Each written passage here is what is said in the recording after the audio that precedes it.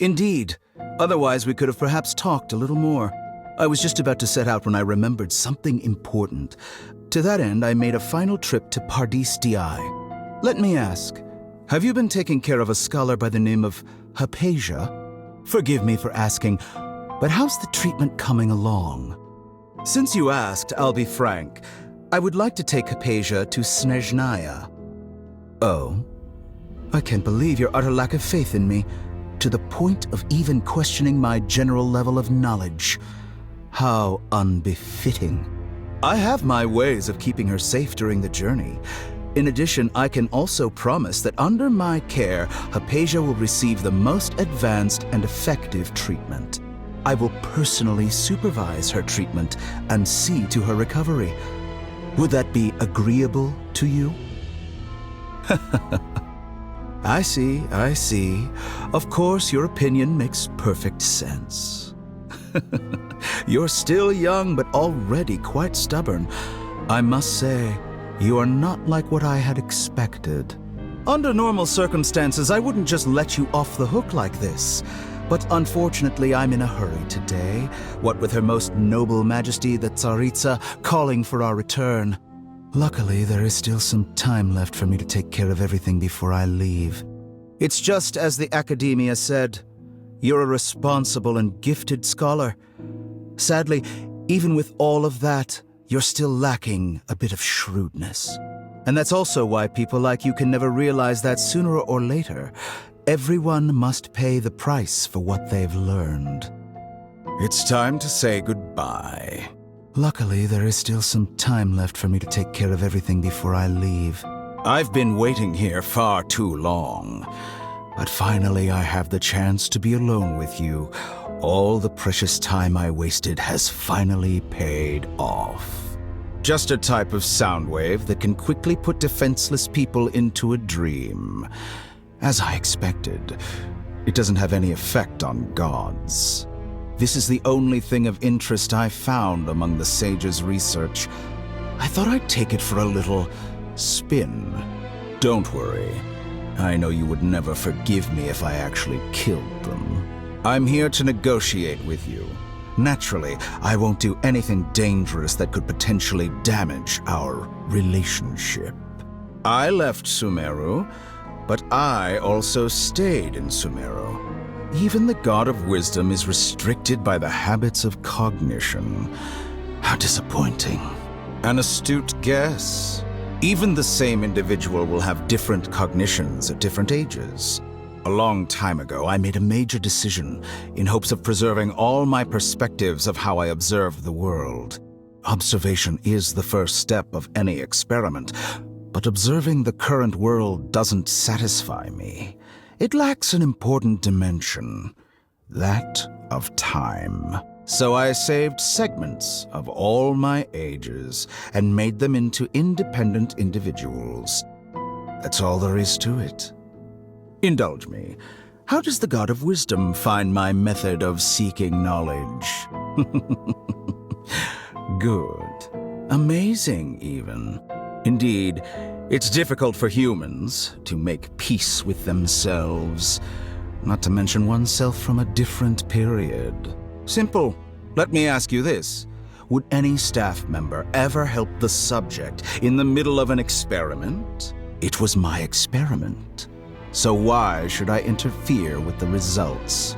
I'm first and foremost a scholar.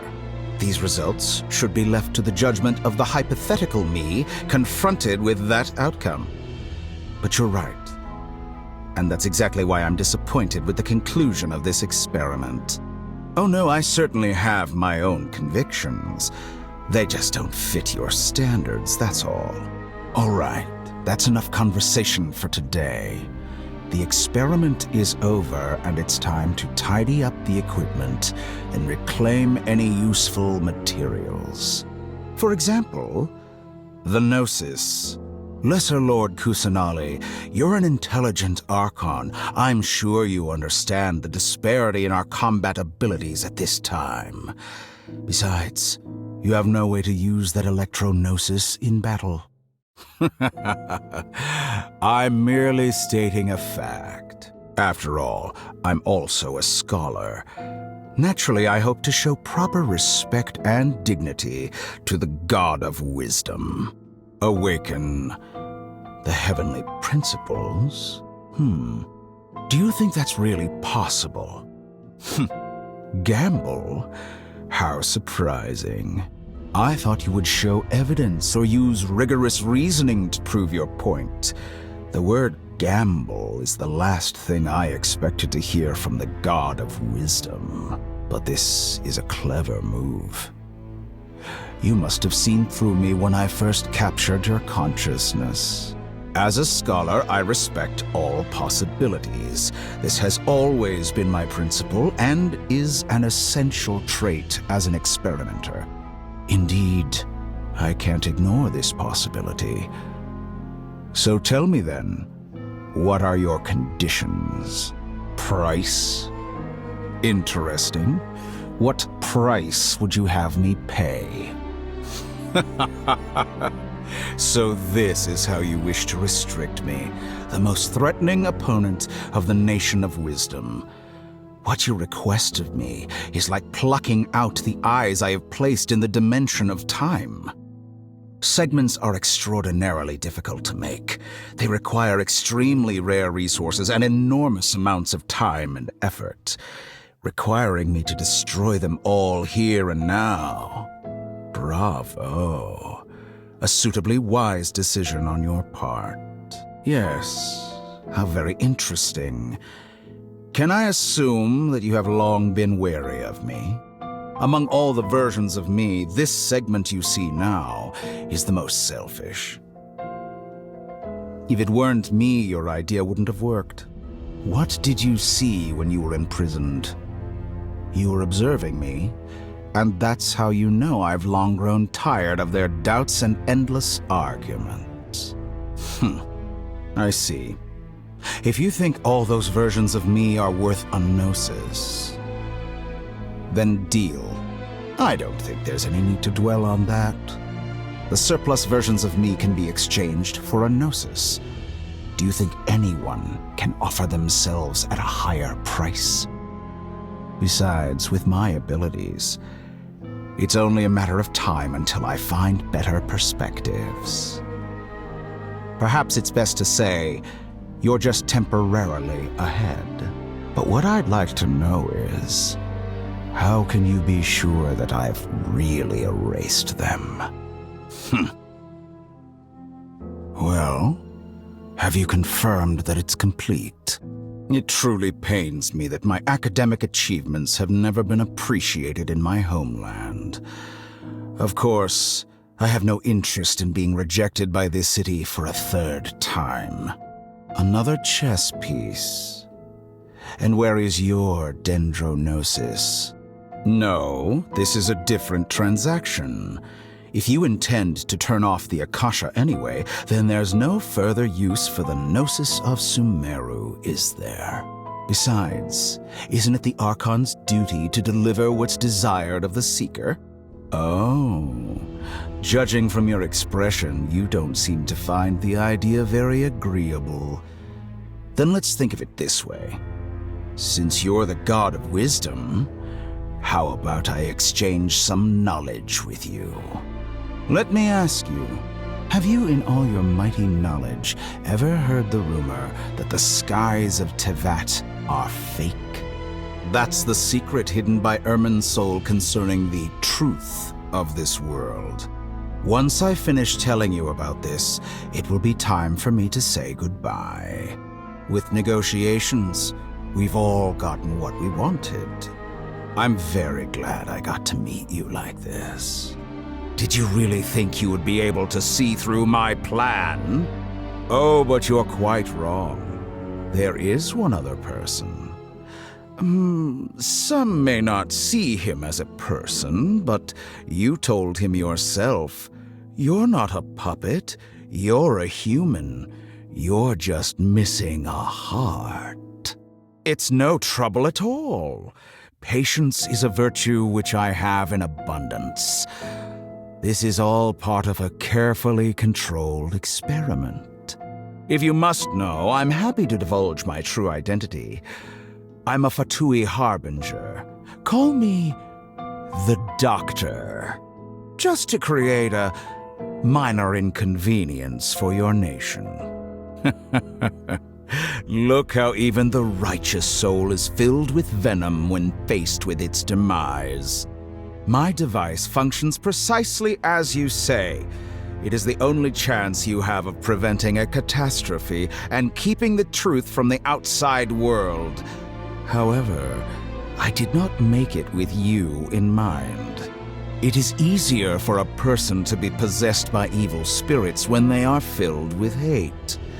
So give in to your fury. I want to see what happens when a malevolent heart is placed into an unsuspecting puppet. Make no mistake, even without you, that pure, innocent puppet would only end up being used by someone else instead. What other reason would a human have for befriending one who is not of our kind? What a beautiful way to see the world. It almost makes me feel a little guilty. Then out of respect for you, I shall redefine myself. Think of me as a monster or a demon, if you wish. At least this way your death is not a consequence of your own folly turning you into an easy target. You simply lost to something more powerful than you could ever hope to defeat. I say, Mr. Niwa, let's see what happens. Will your puppet friend become a human? No, that will prove quite impossible. Mr. Niwa, already dead. What a pity. Jester, I have completed the task you gave me, creating a gap and infiltrating Inazuma's inner workings. What fun it was. I'd like to introduce a puppet to you. If he proves useful, let's make him our newest comrade. And if not, let's turn him to dust. Welcome. I look forward to a fruitful collaboration. You seem impatient. You should know that becoming a god is far from a trivial affair. You were the most resilient test subject I ever came across. Thanks to you, I was able to garner a great deal of information. Alas, after that, you were under orders to remain in the abyss. We barely saw each other, and it became difficult to further refine the knowledge I had gained. I suggest you speak to me in a more respectful tone, Scaramouche. The mere fact of your utility does not make you indestructible. Welcome, one and all. I've been expecting you. I hope my humble research facility is to your liking. Of course I have. Should I be worried about something? Everything seems to be going quite smoothly so far, and you've shown up right on schedule. First Sandrone and Arlecchino, now you. Quite a surfeit of guests I've had today. If you were looking for them, I should probably mention that Arlecchino disappeared as soon as she entered the facility. As for Sandrone, why, she stood right here only moments ago demanding answers from me at the top of her voice. Hardly out of character. She never was one for basic courtesy. But I have to admit, I was a little surprised to see her showing concern for someone besides herself. Does everyone you associate with undergo such a change in temperament? Speaking as a researcher, I have to say, it is not a change for the better. It threatens one's ability to remain objective. Well, since you ask, I must protest what you are insinuating with that phrase, claiming godhood. I am not claiming anything. I am stating a fact. You're a researcher. I'm sure you appreciate the distinction between the two. By the same token, I knew you'd respond along those lines. You and I both understand that facts speak louder than words. To that end, I've had my people send you a small gift. It should go some way toward helping you understand my present position. Who knows? Perhaps they are already marching toward a new world. following in the footsteps of an unknown god. As vulgar and arrogant as you may be, dear Sandrone, I have no intention of taking out my displeasure on your subordinates. They will enjoy equal rights to my own. Yes, and I am very mindful of Her Majesty's instructions. But you know full well that they do not conflict with my present goals. In which case, all I'm doing is conducting another one of my experiments. Is there a problem with that? Now then, you have a judgment call to make. Am I simply lying to stall you? Or is it possible that every word I am saying is the truth? In which case, your subordinates really are in danger. I have set a new rule for myself. Each person gets one chance. Naturally, that includes you, Sandrone. If you wish to leave, I won't stop you. We are colleagues, after all. Still, I hadn't counted on Sandrone sparing any thought for the people of this world. Shame. I always found her self-centeredness to be one of her few better qualities. How can she ever hope to achieve greatness when she's so obsessed with protecting her little design bureau? Honor. I have the marrow of 2 moons in my possession and will soon complete the construction of a 3rd. I will be the god of a new world. And you speak to me of honor? How charmingly naive. In my view, many in this world do not deserve to be alive. And yet I mercifully permit them to go on living, do I not? Will I now? Let's see if you can make me. I've always thought it is wiser to flee than surrender. Very good. I knew you had it in you. Aren't you going to try the house special? You don't seem to like it here. That's fine. We can change venues. Look at you, standing so still in total silence. I almost didn't recognize you. Hello there, traveler. Ah, so you noticed. This is the completed trilune.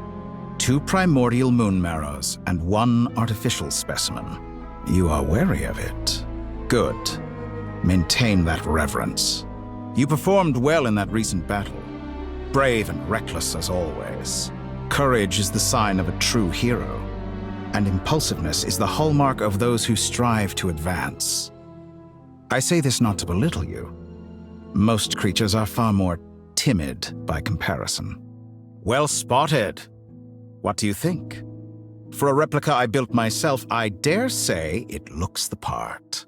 I have no interest in fooling your eyes. On the contrary, I hope to show you the true essence of all that you see before you. Is this not a beautiful city? People live in peace and find joy in their work. The streets are safe. People can even leave their doors unlocked at night. You might say it is the Elysium everyone dreams of. All available data indicates your values and worldview conform with the mainstream. This kind of society should be quite to your taste. I wonder, is it your moral standards that are too high? Or your expectations of reality? Answer me this. If someone existed in a sweet dream from the moment they were born, a dream in which they never once felt pain, which do you think they would consider superior? The dream or the reality? As I suspected. You have yet to understand all of this for what it really is. You sound impatient. Do you think the only reason I'm keeping you is because I want something from you? I'm delighted you recognize that fact. I believe we last squared off in Sumeru. Ah, the memories. How time flies. You and I have both grown. I'm not surprised that Arlecchino and Sandrone worked with you. You've always a way of slowly but surely ingratiating yourself with all levels of society. People laud you as a hero, but I suspect there's more to it than that. Oh, but to be clear, I don't say that to flatter you. Call it a long-time habit. I'm a researcher, and one of my duties is to give an objective assessment of my subjects. But you misunderstand. We are not opponents. Not at this moment. I just want to talk. Think back to Tartaglia, Arlecchino, Capitano, Colombina, and now even Sandrone. You've worked with each of them in the past. I believe you can work with me as well. Well, why not? Should the good associate only with the good and the bad befriend only the bad? I like to think we could have a more mature relationship than that. Surely you don't think all your relationships are grounded in friendship or shared ideals. People come together because it benefits them to do so.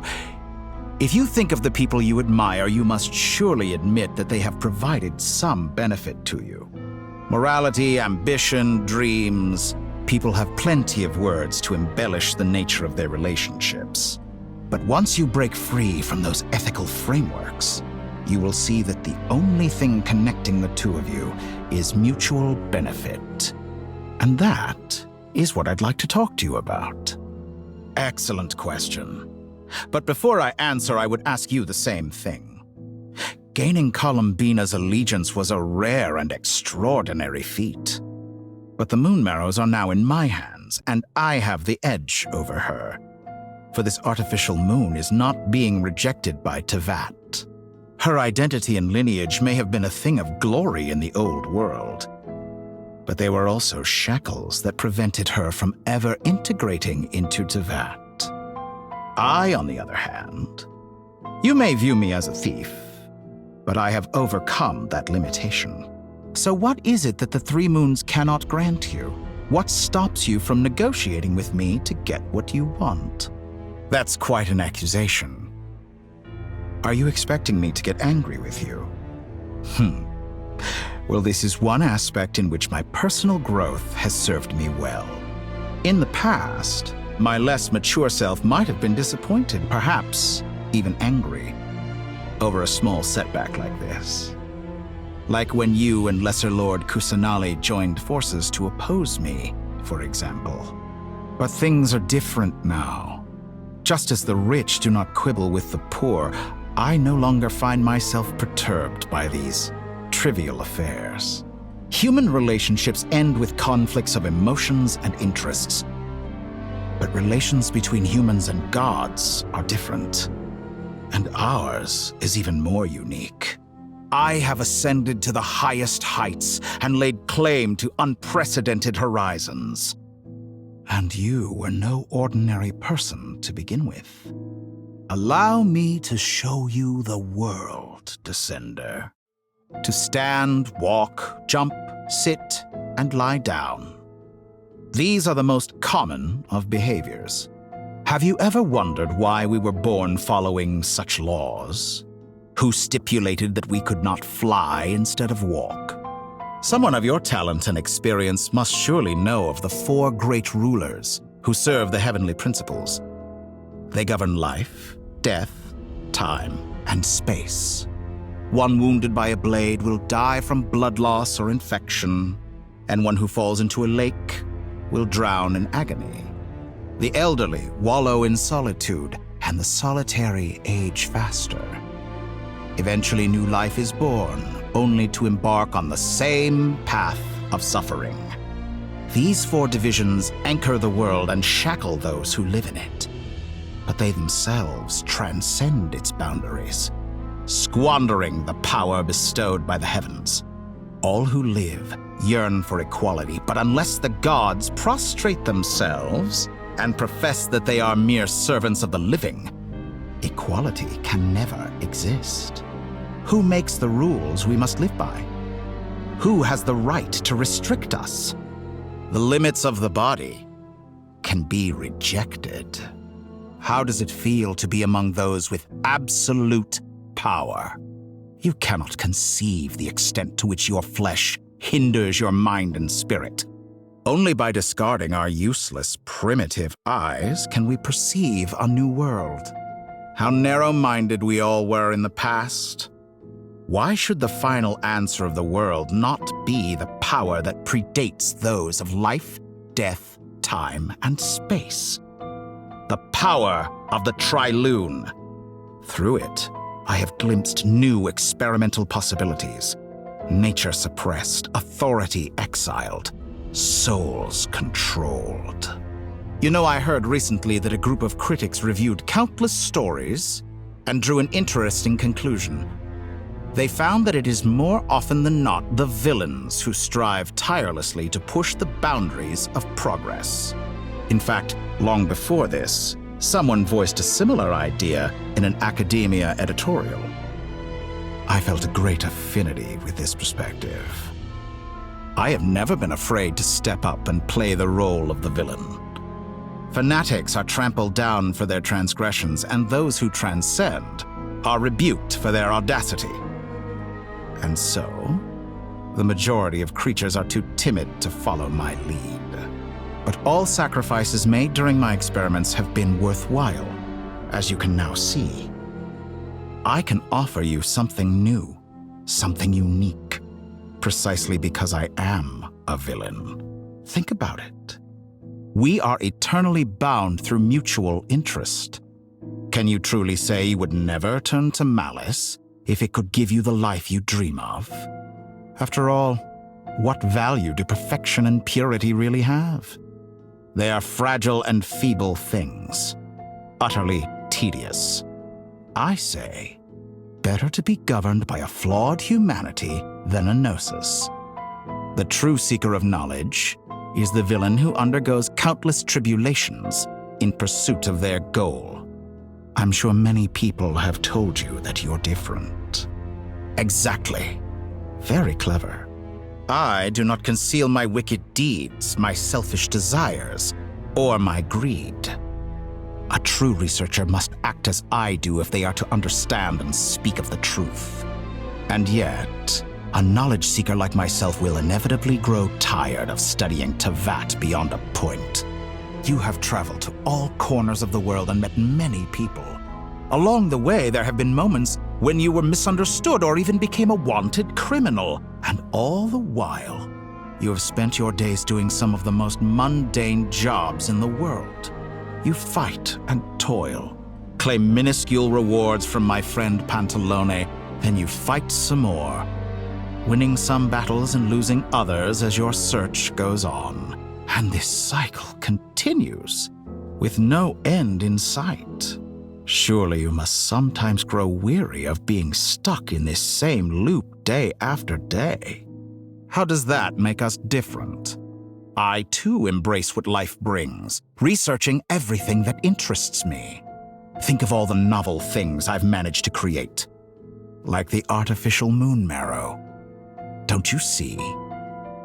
As unique a specimen as she was, even Columbina is not irreplaceable. I didn't say that to anger you, though admittedly I don't see what there is to be angry about. Anything Columbina could do for you, I can do better. I know what your ultimate goal is. You wish to walk the path your brother walked and seek answers from him at the end of that journey, don't you? Perhaps not. But that doesn't mean I can't help. I could find your brother right now, bring him before you, and make him give you the answers you seek. Oh, no. This is no presumption. I'm only offering what I know is possible with the power of the Trilune. But it seems like you would sooner continue with your journey through this world. Why? Do you truly desire this journey? Or is it simply a necessary process from which you cannot escape? Think of all the time and energy you have spent, everything you've had to endure just to make it this far. Is this really what you want? Or has your hand been forced by the promise of that final answer? Yes, you have made many friends. But do they ever spare a thought for the void in your heart and what it yearns for?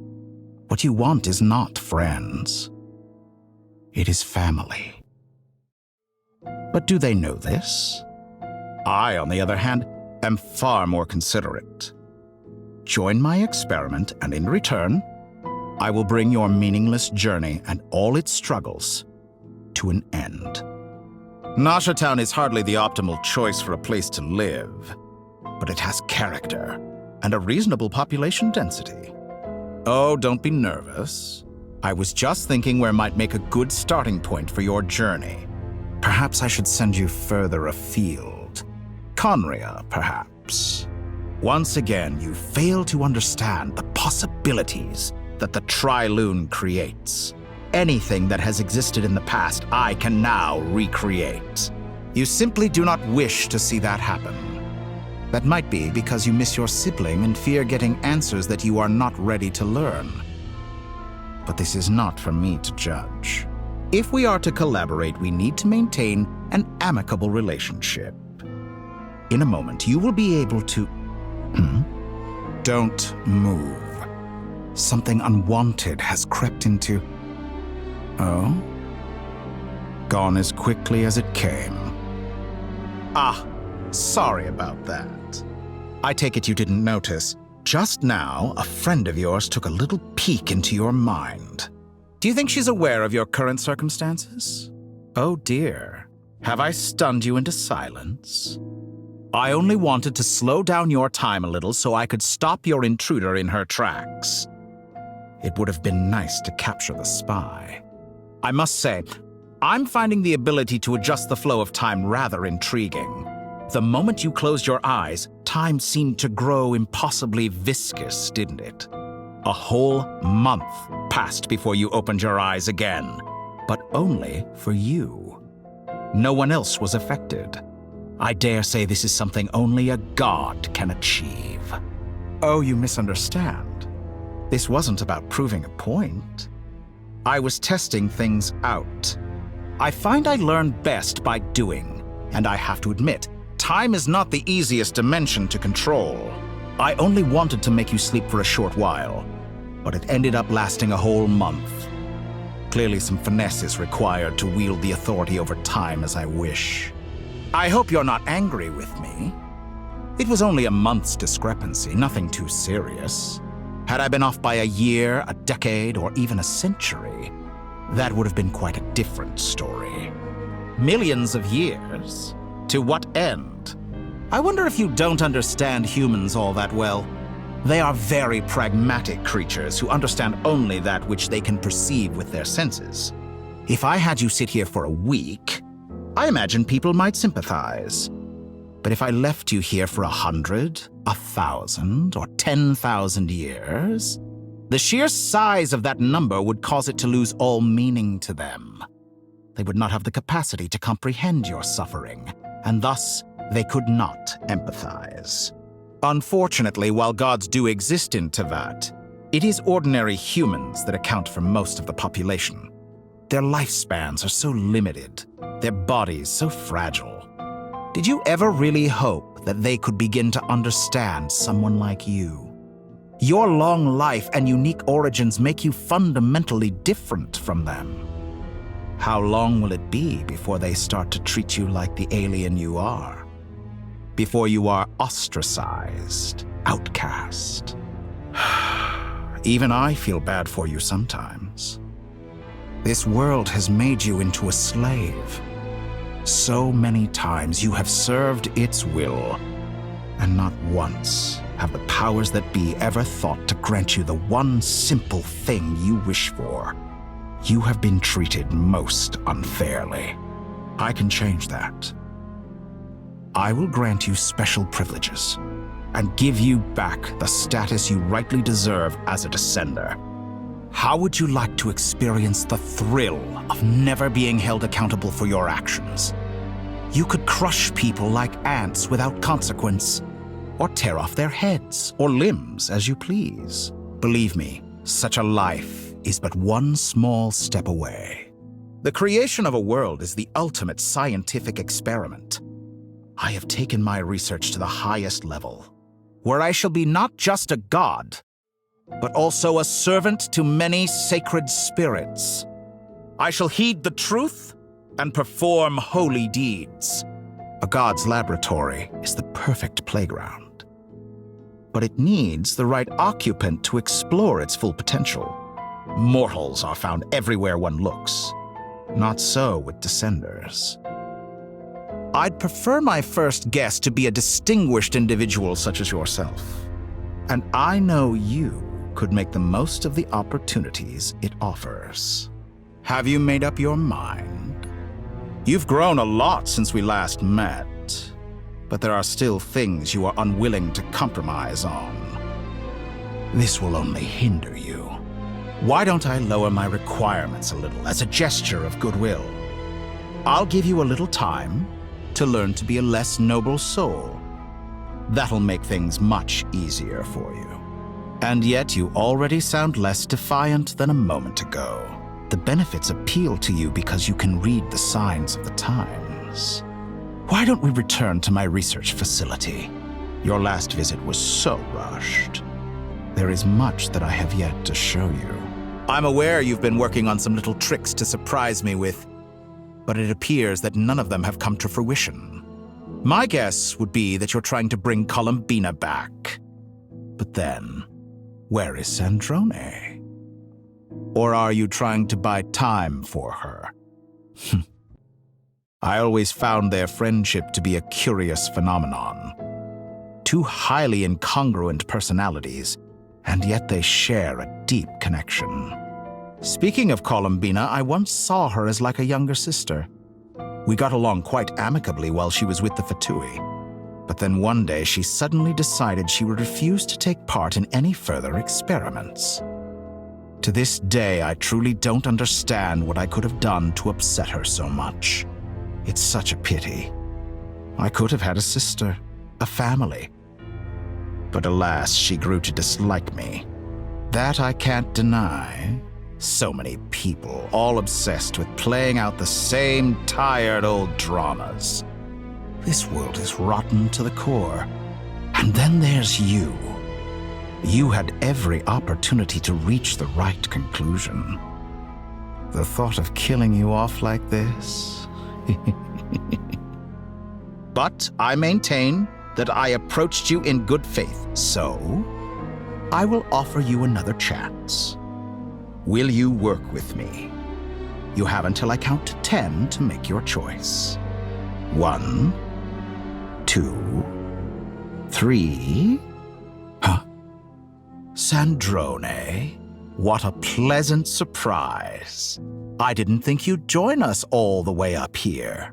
Funnily enough, I was just discussing a collaboration opportunity with the Traveler, and then I see you, who I must say is a good example of an opportunity gone to waste.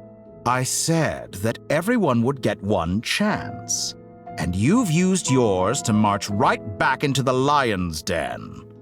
So yes, it's an utterly wasted opportunity. I was planning on disposing of your little formula after wrapping up more urgent business here. But since you've taken the trouble of serving it to me on a silver platter, I can simply bring it forward in the schedule. Now you see how fragile mechanical contraptions are. Just a gentle tap, and they fall to pieces. However keen of an inventor Sandrone may have been, her death spells the end of the formula that was running inside her body. Of course, I have to commend her for making it this far. As her colleague, I have to admire her stubborn tenacity. Now, it is time for you to take your place by my side. My count was interrupted, but the second chance I extended to you still stands. Once again, you are welcome to join me.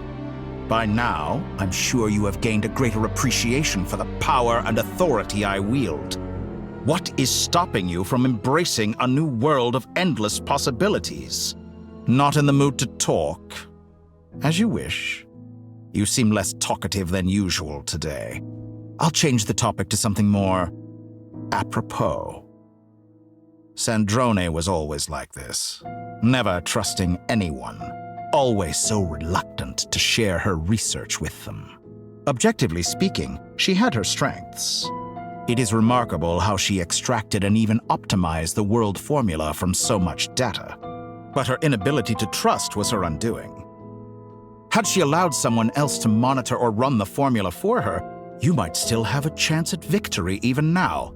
But regrettably, she was a stubborn fool. As much as it pains me, she had to go.